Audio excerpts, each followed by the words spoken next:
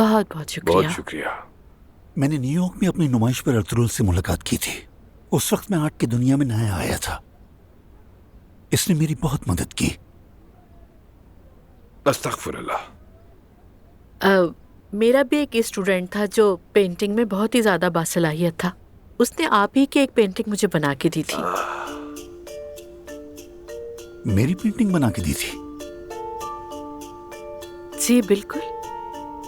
तो उसने मेरी नकल बना दी। लेकिन कितनी अच्छी बात है, देखिए ना, नौजवान आपके नक्श कदम पे चल रहे हैं। उन्होंने आपके काम को सराहा ताकि उनका आर्ट बेहतर हो सके। वैसे ये कितनी अच्छी बात है ना? नहीं नहीं, उसने कोई नकल नहीं बनाई, बल्कि वो पेंटिंग तो मेरे ही अपने घर पर मौजूद है। बस हसरत भरी नजर से उसको देखती और सोचती कि काश के कभी आपसे मिल सकूं। तुमने अच्छा किया, लेकिन वो असल नहीं है।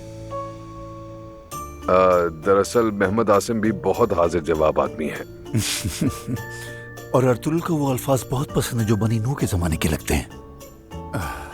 अगर कोई समझ जाए तो उसका नसीब है। ये समझती हैं, बिल्कुल समझेंगी। ज़ैनब साहिबा एक प्रिंसिपल है, क्यों नहीं समझेंगी? वैसे आप लोग एक दूसरे को साहिब और साहिबा क्यों कहते हैं, ये बात समझ नहीं आई। ये बहुत मेहरबान है, मगर मैं इन जैसा नहीं हूँ। समझ रही हूँ। तुम बहुत अच्छी हो। क्या तुम भी नरम मिजाज हो? मतलब ज़ैनब साहिबा, माफ कीजिएगा, एक बहुत ही मेहरबान नफीस खातून है। अगर मुझे खुली खिड़की मिल गई तो मैं कसम खाकर कहता हूँ कि छलांग लगा दूंगा। मैं तुम्हारे अदब से तंग आ चुका हूँ। खैर, रस्मीपन थोड़ा टूट गया, ये अच्छी बात है। तो मोहम्मद आसिम साहब, आप जानते ही होंगे हम यहाँ क्यों आए हैं। असल में हम यहाँ अच्छी बात के लिए आए हैं। तो बताएं कि क्या है वो अच्छी बात। मैं तालीम के बारे में एक टीवी शो करती हूँ। वैसे मैं नई हूँ, लेकिन प्रोग्राम अच्छा जा रहा है। शायद इसकी वजह यह है कि तुम खूबसूरत हो।